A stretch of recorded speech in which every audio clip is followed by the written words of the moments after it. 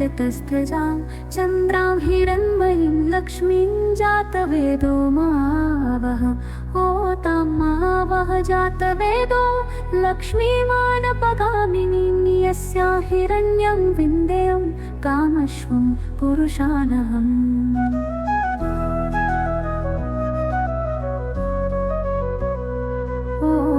अश्वपूर्वां रथमध्यां हस्तिनां प्रमोदिनीं श्रियं देवीमुपहव्ये श्रीरमादेवी जुषतां ओमकां सोऽस्मितां हिरण्यप्राकारामात्रां ज्वलन्तीं तृप्तां तर्पयन्तीं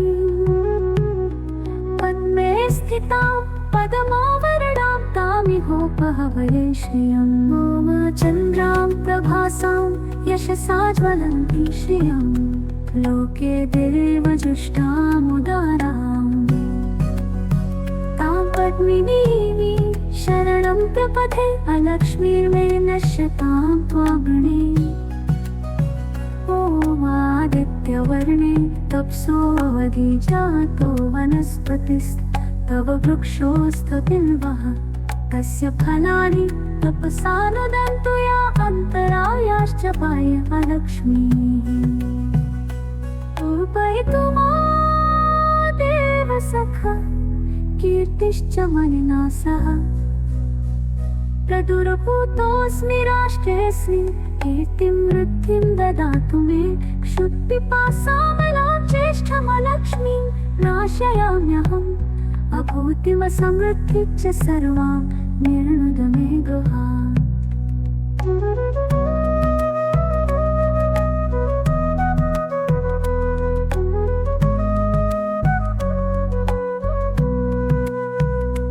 बन्धद्वारां दुराधर्षां नित्यापुष्टां करीषिणीं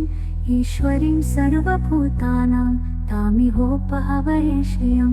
मनसः काममाकुतिं वाचः सत्यमशीमहि पशुना रूपमन्नस्य मयि श्रियं श्रियतां यशः कर्दमेन प्रजा भूता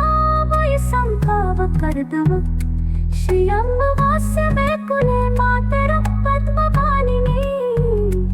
आपसृजन्तु स्निग्धानि चित्रितवस्मे गृहे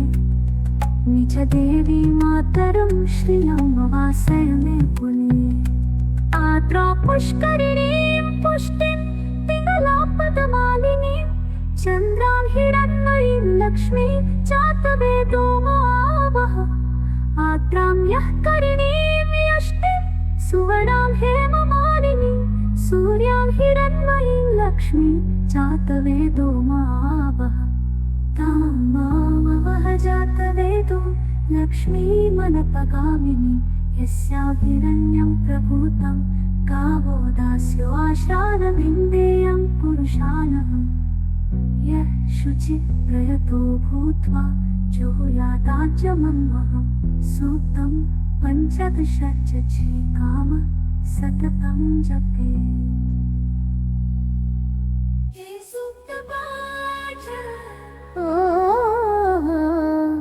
हिरण्यवर्णां हरिणी सुवर्णरजतस्त्रजां चन्द्रां हिरण्मयीं लक्ष्मीं जातवेदो मावह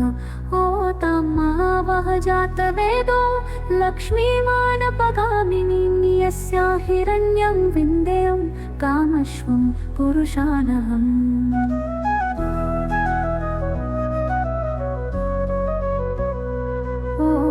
अश्वपूर्वां रथमध्यां हस्तिनां प्रमोदिनीं श्रियं देवीमुपहव्ये श्रीरमादेवी जुषतां ओमकां सोऽस्मितां हिरण्यप्राकारामात्रां ज्वलन्तीं तृप्तां तर्पयन्तीं पद्मे स्थितां पदमावरणां तामिहोपहवये श्रियं चन्द्रां प्रभासां यशसा ज्वलन्ती श्रियं लोके देवजुष्टामुदारां तां पद्मिनीं शरणं प्रपथे अलक्ष्मीर्मे नश्यतां त्वाग्णे। ओमादित्य आदित्यवर्णे तप्सोऽवधि जातो वनस्पतिस्तव वृक्षोऽस्तबिल्वः तस्य फलानि तपसा नुदन्तु या अन्तरायाश्च बाह्यलक्ष्मीः पूपयितु देव सखा कीर्तिश्च मनिना सह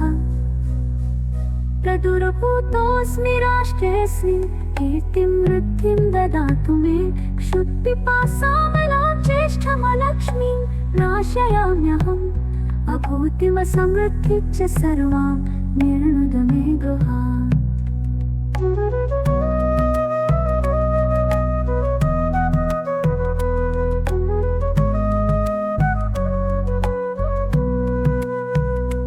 गन्धद्वारां दुराधर्षां नित्यापुष्टां करीषिणीं ईश्वरीं सर्वभूतानां तामिहोपहवये श्रियं मनसः काममाकुतिं वाचः सत्यमशीमहि पशुना रूपमन्नस्य मयि श्रियं श्रयतां यशः कर्दमेन प्रजाभूता वै सम्भवकर्दम श्रियं वास्य मे कुले मातरं पद्मपाणिनी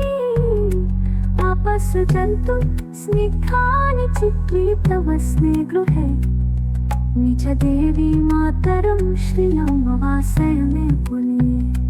आद्रा पुष्करिणीं पुष्टिं पिङ्गलापदमालिनीं चन्द्रां हिरण्मयीं लक्ष्मीं जातवेदो आवह आद्रां यः करिणीं यष्टिं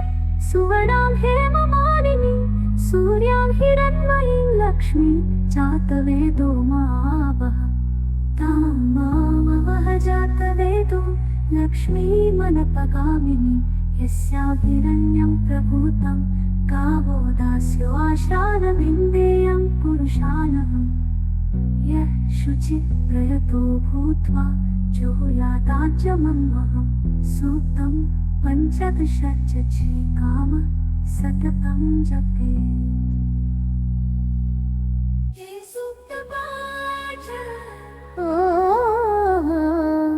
हिरण्यवर्णां हरिणी सुवर्णरजतस्त्रजां चन्द्रां हिरण्मयीं लक्ष्मीं जातवेदो मावह तां मावह जातवेदो लक्ष्मीमानपगामिनीं यस्या हिरण्यं विन्देयं कामश्वं पुरुषानहम्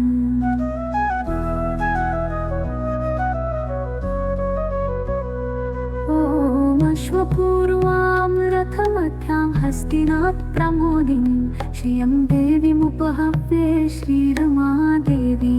जुषतां सोऽस्मितां हिरण्यप्राकारामात्रां ज्वलन्तीं तृप्तां तर्पयन्तीं पद्मे स्थितां पदमावरणां तामिहोपहवये श्रियं चन्द्रां प्रभासां यशसा ज्वलन्ती श्रियं लोके देवजुष्टामुदारां तां पद्मिनीं शरणं प्रपथे अलक्ष्मीर्मे नश्यतां त्वागृणे आदित्यवर्णे तप्सोऽवधि जातो वनस्पतिस्तव वृक्षोऽस्तबिल्वः तस्य फलानि तपसा नुदन्तु या अन्तरायाश्च बाह्यलक्ष्मीः पूपयितु देव सखा कीर्तिश्च मनिना सह प्रदुरभूतोऽस्मि राष्ट्रेऽस्मिन् कीर्तिं वृद्धिं ददातु मे क्षुत्पिपासामलां ज्येष्ठमलक्ष्मीं नाशयाम्यहम् अभूतिमसमृद्धिं च सर्वां निर्णुद मे गृहात्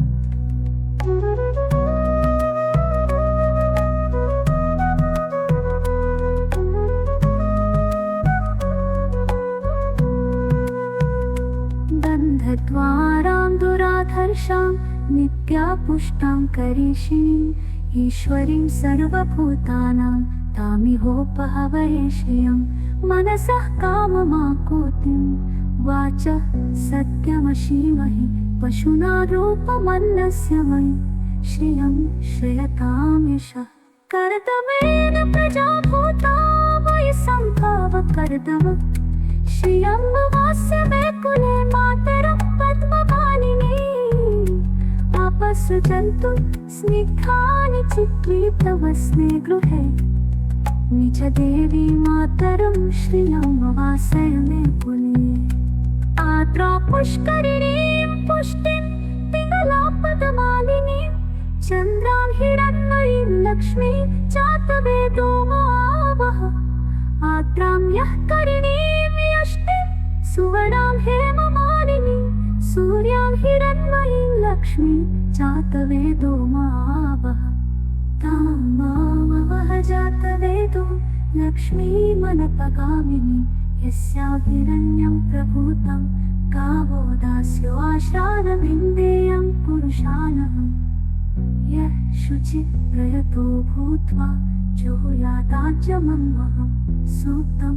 पञ्चदशचकाम सततं जपे ये सूक्तपाठ हिरण्यवर्णां हरिणी सुवर्णरजतस्त्रजां चन्द्रां हिरण्मयीं लक्ष्मीं जातवेदो मावः ओ तां मावः जातवेदो लक्ष्मीमानपगामिनीं यस्या हिरण्यं विन्देयं कामश्वं पुरुषानहम्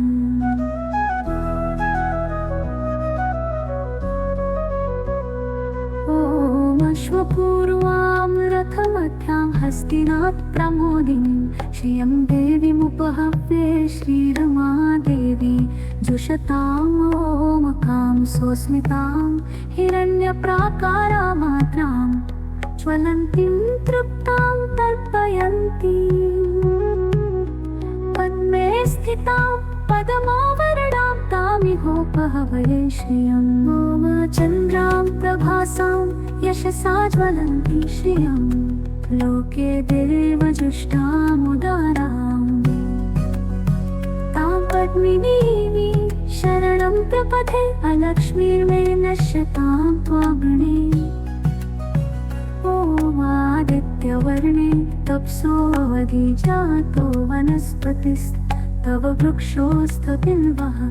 तस्य फलानि तपसा नुदन्तु या अन्तरायाश्च पाय अलक्ष्मीः पूर्वयतु देव सखा कीर्तिश्च मनिना सह प्रदुर्भूतोऽस्मि राष्ट्रेऽस्मिन् कीर्तिं वृद्धिं ददातु मे क्षुत्पिपासामलां ज्येष्ठमलक्ष्मीं नाशयाम्यहम् अभूतिव समृद्धिं च सर्वां निर्णुद मे गृहात्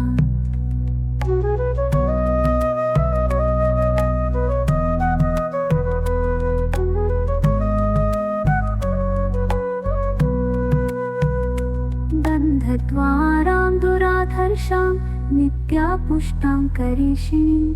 ईश्वरीं सर्वभूतानां तामिहोपहवये श्रियं मनसः काममाकुतिं वाचः सत्यमशीमहि पशुना रूपमन्नस्य मयि श्रियं श्रियतां यशः कर्दमेन प्रजाभूता वै सम्भवकर्दम श्रियं वास्य मे कुले मातरं पद्मपाणिनी आपसृजन्तु स्निग्धानि चित्रितवस्ने गृहे निज देवी मातरं श्रियं वासय मे कुले आद्रा पुष्करिणीं पुष्टिं पिङ्गलापदमालिनीं चन्द्रां हिरण्मयीं लक्ष्मीं जातवेदो महावः आद्रां यः करिणीं यष्टिं सुवर्णां हेममालिनीं सूर्यां हिरण्मयीं लक्ष्मीं जातवेदो महावः तां मामवः जातवेदो लक्ष्मीमनपगामिनी यस्याभिरण्यं प्रभूतं गावो दास्यो आश्रादमिन्देयं पुरुषानहम् यः शुचिप्रयतो भूत्वा जुहुयादाज्यमन्वहं सूक्तं पञ्चदशचकाम सततं जपे ये सूक्तपाठ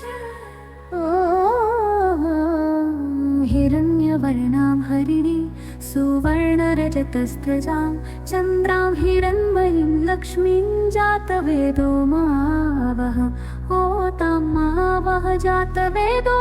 लक्ष्मीमानपगामिनीं यस्या हिरण्यं विन्देयं कामश्वं पुरुषानहम्।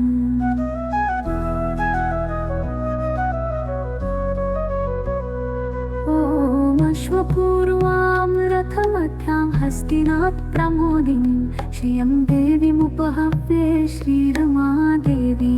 जुषतामोमकां सोऽस्मितां हिरण्यप्राकारामात्रां ज्वलन्तीं तृप्तां तर्पयन्तीं पद्मे स्थितां पदमावरणां तामिहोपहवये श्रियं मम चन्द्रां प्रभासां यशसा ज्वलन्ती श्रियं लोके देवजुष्टामुदारां तां पद्मिनीमि शरणं प्रपथे अलक्ष्मीर्मे नश्यतां त्वागणे। ओमादित्यवर्णे तप्सोऽवधि जातो वनस्पतिस्तव वृक्षोऽस्तबिल्वः तस्य फलानि तपसा नुदन्तु या अन्तरायाश्च पाय अलक्ष्मीः। पूपयतु मादेव सखा कीर्तिश्च मनिना सह प्रदुरभूतोऽस्मि राष्ट्रेऽस्मिन् कीर्तिं वृद्धिं ददातु मे क्षुत्पिपासामलां ज्येष्ठमलक्ष्मीं नाशयाम्यहम् अभूतिमसमृद्धिं च सर्वां निर्णुद मे गृहात्।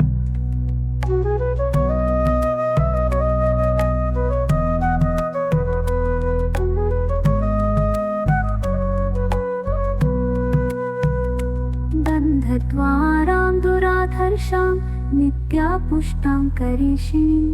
ईश्वरीं सर्वभूतानां तामिहोपहवये श्रियं मनसः काममाकुतिं वाचः सत्यमशीमहि पशुना रूपमन्नस्य मयि श्रियं श्रियतां यशः कर्दमेन प्रजाभूता मयि सम्भवकर्दम श्रियं वास्य मे कुले मातरं पद्मपाणिनी आपसृजन्तु स्निग्धानि चित्रे तव स्ने गृहे निज देवी मातरं श्रियं वासय मे कुले। आद्रा पुष्करिणीं पुष्टिं पिङ्गलापदमालिनीं चन्द्रां हिरण्मयीं लक्ष्मीं जातवेदो मावह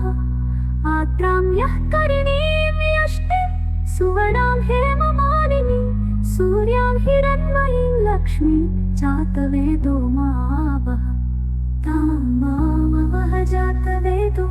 लक्ष्मीमनपगामिनीं यस्याभिरण्यं प्रभूतं गावो दास्यो आश्रानमिन्देयं पुरुषानहम्। यः शुचिप्रयतो भूत्वा जुहुयादाज्यमन्वहं सूक्तं पञ्चदशचकाम सततं जपेत्।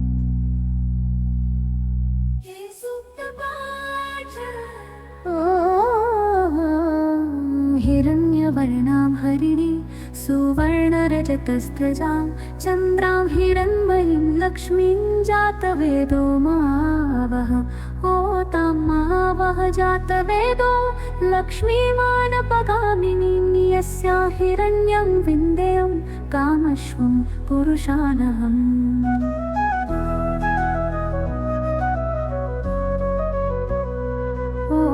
अश्वपूर्वां रथमध्यां हस्तिनात् प्रमोदिनीं श्रियं देवीमुपहव्ये श्रीरमादेवी जुषतामोमकां सोऽस्मितां हिरण्यप्राकारामात्रां ज्वलन्तीं तृप्तां तर्पयन्तीं पद्मे स्थितां पदमावरणां तामिहोपहवये श्रियं मम चन्द्रां प्रभासां यशसा ज्वलन्ती श्रियं लोके देवजुष्टामुदारां तां पद्मिनीमि शरणं प्रपथे अलक्ष्मीर्मे नश्यतां त्वागणे। ओमादित्य आदित्यवर्णे तपसोऽवधि जातो वनस्पतिस्तव वृक्षोऽस्थबिल्वः तस्य फलानि तपसा नुदन्तु या अन्तरायाश्च बाह्यलक्ष्मीः पूर्वयितुमा देवसखा कीर्तिश्च मनसा सह प्रदुरभूतोऽस्मि राष्ट्रेऽस्मिन् कीर्तिं वृद्धिं ददातु मे क्षुत्पिपासामलां ज्येष्ठमलक्ष्मीं नाशयाम्यहम् अभूतिमसमृद्धिं च सर्वां निर्णुद मे गृहात्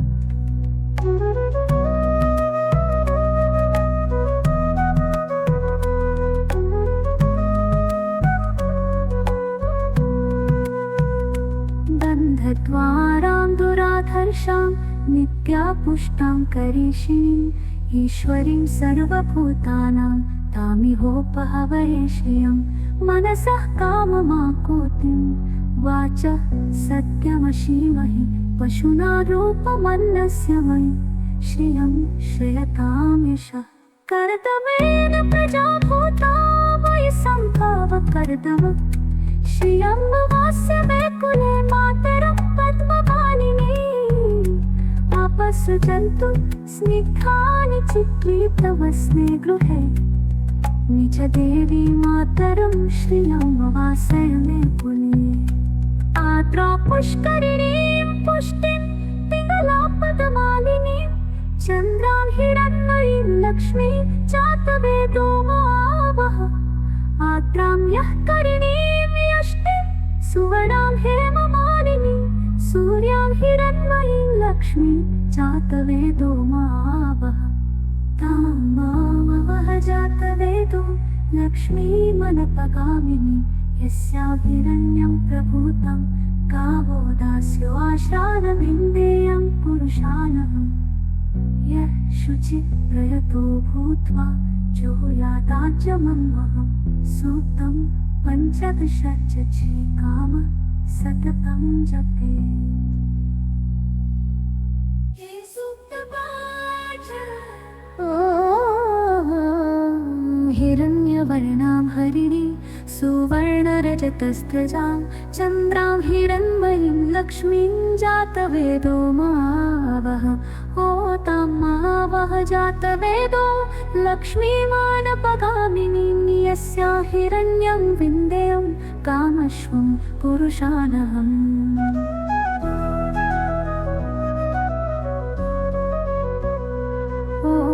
अश्वपूर्वां रथमध्यां हस्तिनात् प्रमोदिनीं श्रियं देवीमुपहव्ये श्रीरमादेवी जुषताम्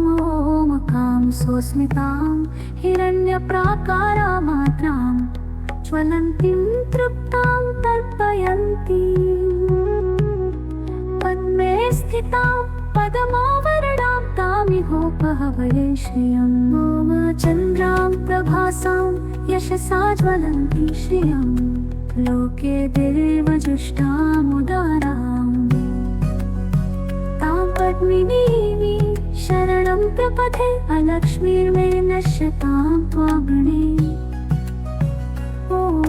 आदित्यवर्णे तपसोऽवधि जातो वनस्पतिस्तव वृक्षोऽस्थबिल्वः तस्य फलानि तपसा नुदन्तु या अन्तरायाश्च बाह्यलक्ष्मीः पूर्वयितुमा देवसखा कीर्तिश्च मनसा सह प्रदुरभूतोऽस्मि राष्ट्रेऽस्मिन् कीर्तिं वृद्धिं ददातु मे क्षुत्पिपासामलां ज्येष्ठमलक्ष्मीं नाशयाम्यहम् अभूतिमसमृद्धिं च सर्वां निर्णुद मे गृहात्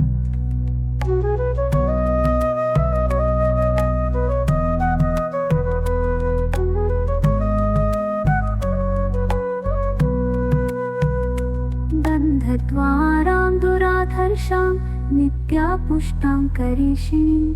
ईश्वरीं सर्वभूतानां तामिहोपहवये श्रियं मनसः काममाकुतिं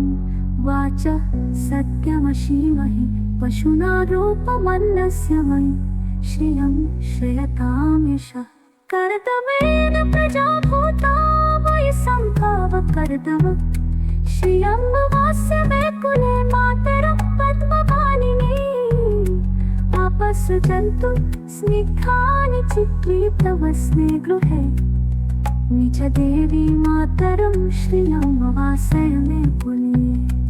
आद्रा पुष्करिणीं पुष्टिं पिङ्गलापदमालिनीं चन्द्रां हिरण्मयीं लक्ष्मीं जातवेदो आवह आद्रां यः करिणीं यष्टिं सुवर्णां हेममालिनीं सूर्यां हिरण्मयीं लक्ष्मीं जातवेदो आवह तां मामवह जातवेदो लक्ष्मीमनपगामिनी यस्याभिरण्यं प्रभूतं गावो दास्यो आश्रादमिन्देयं पुरुषानहम् यः शुचिप्रयतो भूत्वा जुहुयादाज्यमन्वहं सूक्तं पञ्चदशचकाम सततं जपे ये सूक्तपाठ हिरण्यवर्णां हरिणी सुवर्णरजतस्त्रजां चन्द्रां हिरण्मयीं लक्ष्मीं जातवेदो मावह तां मावह जातवेदो लक्ष्मीमानपगामिनीं यस्या हिरण्यं विन्देयं कामश्वं पुरुषानहम्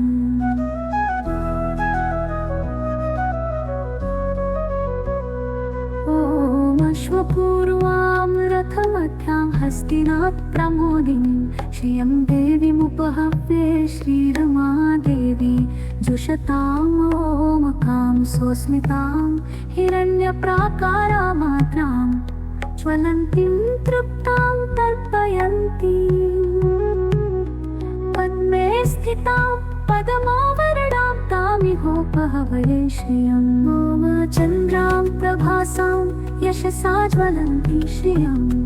लोके देवजुष्टामुदारां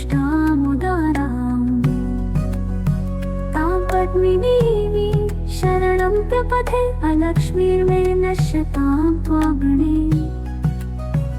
ओमादित्यवर्णे तप्सोऽवधि जातो वनस्पतिस्तव वृक्षोऽस्तबिल्वः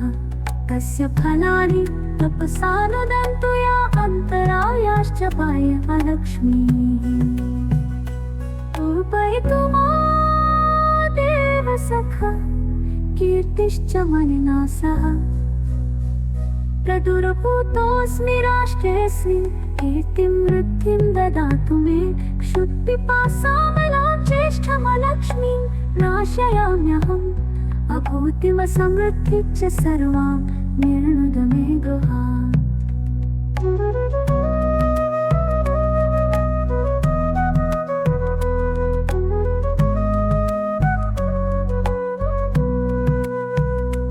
गन्धद्वारां दुराधर्षां नित्यापुष्टां करीषिणीं ईश्वरीं सर्वभूतानां तामिहोपहवये श्रियं मनसः काममाकुतिं वाचः सत्यमशीमहि पशुना रूपमन्नस्य मयि श्रियं श्रियतां यशः कर्दमेन प्रजाभूता वै सम्भवकर्दम श्रियं मे कुले मातरं पद्मपाणिनी आपसृजन्तु स्निग्धानि चित्रीतवस्ने गृहे निज देवी मातरं श्रियं मे कुले आद्रा पुष्करिणीं पुष्टिं पिङ्गलापदमालिनीं चन्द्रां हिरण्मयीं लक्ष्मीं जातवेदो आवह आद्रां यः करिणीं यष्टिं सुवर्णां हेममालिनीं सूर्यां हिरण्मयीं लक्ष्मीं जातवेदो आवह तां मामवह जातवेदो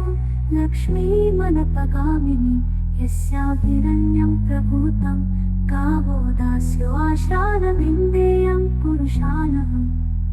यः शुचिप्रयतो भूत्वा जुहुयादाज्यमन्वहं सूक्तं पञ्चदशचकाम सततं जपे ये सूक्तपाठ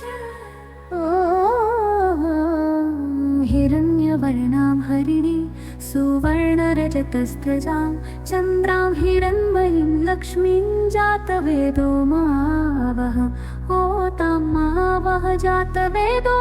लक्ष्मीमानपगामिनीं यस्यां हिरण्यं विन्देयं कामश्वं पुरुषानहम्।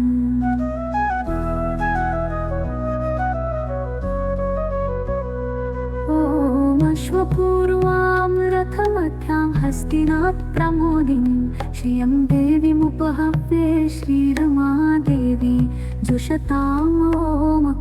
सोऽस्मितां हिरण्यप्राकारामात्रां ज्वलन्तीं तृप्तां तर्पयन्तीं पद्मे स्थितां पदमावरणां तामिहोपहवये श्रियं ॐ चन्द्रां प्रभासां यशसा ज्वलन्ती श्रियं लोके देवजुष्टामुदारां तां पद्मिनीं शरणं प्रपथे अलक्ष्मीर्मे नश्यतां त्वागणे। ॐ आदित्यवर्णे तप्सोऽवधि जातो वनस्पतिस्तव वृक्षोऽस्तबिल्वः तस्य फलानि तपसा नदन्तु या अन्तरायाश्च पाय अलक्ष्मीः। पूर्वयतु मा देवसखा कीर्तिश्च मनिना सह प्रदुरभूतोऽस्मि राष्ट्रेऽस्मिन् कीर्तिं वृद्धिं ददातु मे क्षुत्पिपासामलां ज्येष्ठमलक्ष्मीं नाशयाम्यहम् अभूतिमसमृद्धिं च सर्वां निर्णुद मे गृहात्।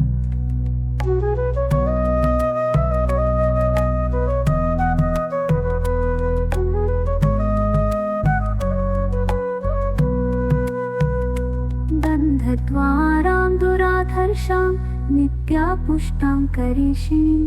ईश्वरीं सर्वभूतानां तामिहोपहवये श्रियं मनसः काममाकुतिं वाचः सत्यमशीमहि पशुना रूपमन्नस्य मयि श्रियं श्रयतां यशः कर्दमेन प्रजा भूता मयि सम्भवकर्दम श्रियं वास्य मे कुले मातरं पद्मपाणिनी आपसृजन्तु स्निग्धानि चित्रितवस्ने गृहे निज देवी मातरं श्रियं वासय मे कुले। आद्रा पुष्करिणीं पुष्टिं पिङ्गलापदमालिनीं चन्द्रां हिरण्मयीं लक्ष्मीं जातवेदो मावह आद्रां यः करिणीं यष्टिं सुवर्णां हेममालिनीं सूर्यां हिरण्मयीं लक्ष्मीं जातवेदो मावह तां मावह जातवेदो लक्ष्मीमनपगामिनीं यस्यां हिरण्यं प्रभूतं गावो दास्यो आश्रादमिन्देयं पुरुषानहम्। यः शुचिप्रयतो भूत्वा जुहुयादाज्यमन्वहं सूक्तं पञ्चदशचकाम सततं जपेत्। हे सूक्तपाठ हिरण्यवर्णां हरिणी सुवर्णरजतस्त्रजां चन्द्रां हिरण्मयीं लक्ष्मीं जातवेदो मावह होतां मावह जातवेदो लक्ष्मीमानपगामिनीं यस्यां हिरण्यं विन्देयं कामश्वं पुरुषानहम्।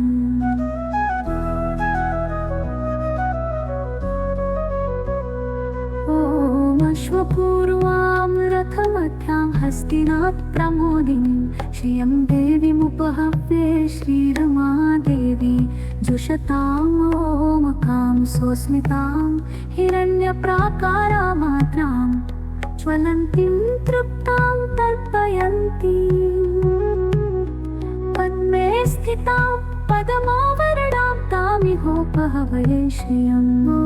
चन्द्रां प्रभासां यशसा ज्वलन्ती श्रियं लोके देवजुष्टामुदारां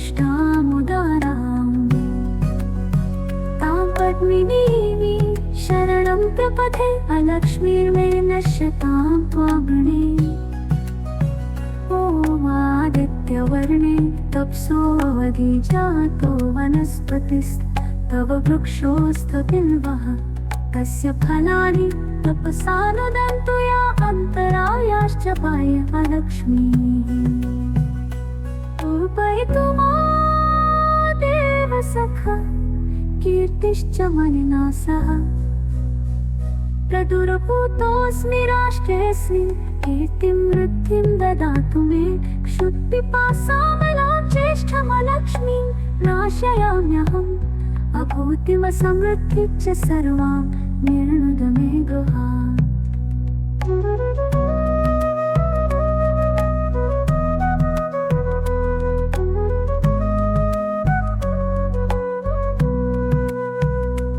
बन्धद्वारां दुराधर्षां नित्यापुष्टां करिष्यिणीं ईश्वरीं सर्वभूतानां तामिहोपहवये श्रियं मनसः काममाकुतिं वाचः सत्यमशीमहि पशुना रूपमन्नस्य मयि श्रियं श्रियतां यशः कर्दमेन प्रजाभूता मयि सम्भवकर्दम श्रियं वास्य मे कुले मातरं पद्मपाणिनी आपसृजन्तु स्निग्धानि चित्रीतवस्मे गृहे निज देवी मातरं श्रियं वासय मे कुले आद्रा पुष्करिणीं पुष्टिं पिङ्गलापदमालिनीं चन्द्रां हिरण्मयीं लक्ष्मीं जातवेदो आवह आद्रां यः करिणीं यष्टिं सुवर्णां हेममालिनीं सूर्यां हिरण्मयीं लक्ष्मीं जातवेदो आवह तां मामवह जातवेदो लक्ष्मीमनपगामिनी यस्यां हिरण्यं प्रभूतं गावो दास्यो आश्रानमिन्देयं पुरुषानहम् यः शुचिप्रयतो भूत्वा जुहुयादाज्यमन्वहं सूक्तं पञ्चदशचकाम सततं जपे ये सूक्तपाठ हिरण्यवर्णां हरिणी सुवर्णरजतस्त्रजां चन्द्रां हिरण्मयीं लक्ष्मीं जातवेदो मावह तां मावह जातवेदो लक्ष्मीमानपगामिनीं यस्यां हिरण्यं विन्देयं कामश्वं पुरुषानहम्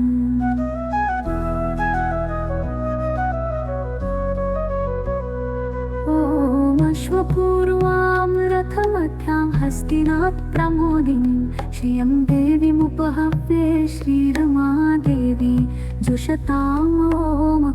सोऽस्मितां हिरण्यप्राकारामात्रां ज्वलन्तीं तृप्तां तर्पयन्तीं पद्मे स्थितां पदमावरणां तामिहोपहवये श्रियं मम चन्द्रां प्रभासां यशसा ज्वलन्ती श्रियं लोके देवजुष्टामुदारां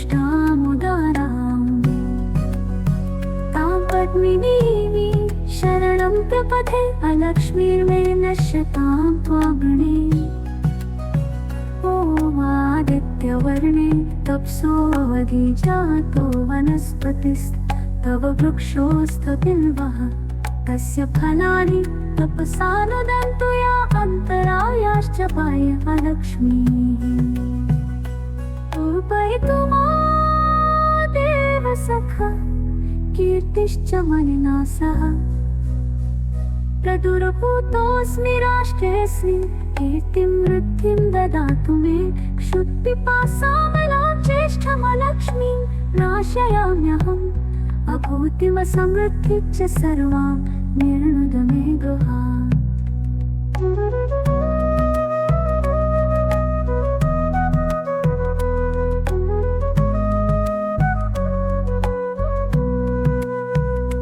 बन्धद्वारां दुराधर्षां नित्यापुष्टां करिष्यिणीं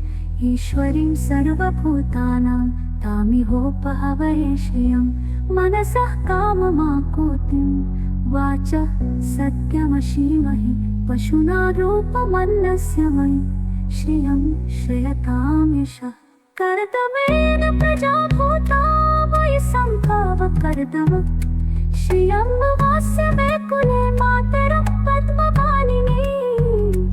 आपसृजन्तु स्निग्धानि चित्रितवस्ने गृहे निज देवी मातरं श्रियंवासय मे कुले आद्रा पुष्करिणीं पुष्टिं पिङ्गलापदमालिनीं चन्द्रां हिरण्मयीं लक्ष्मीं जातवेदो आवह आद्रां यः करिणीं यष्टिं सुवर्णां हेममालिनीं सूर्यां हिरण्मयीं लक्ष्मीं जातवेदो आवह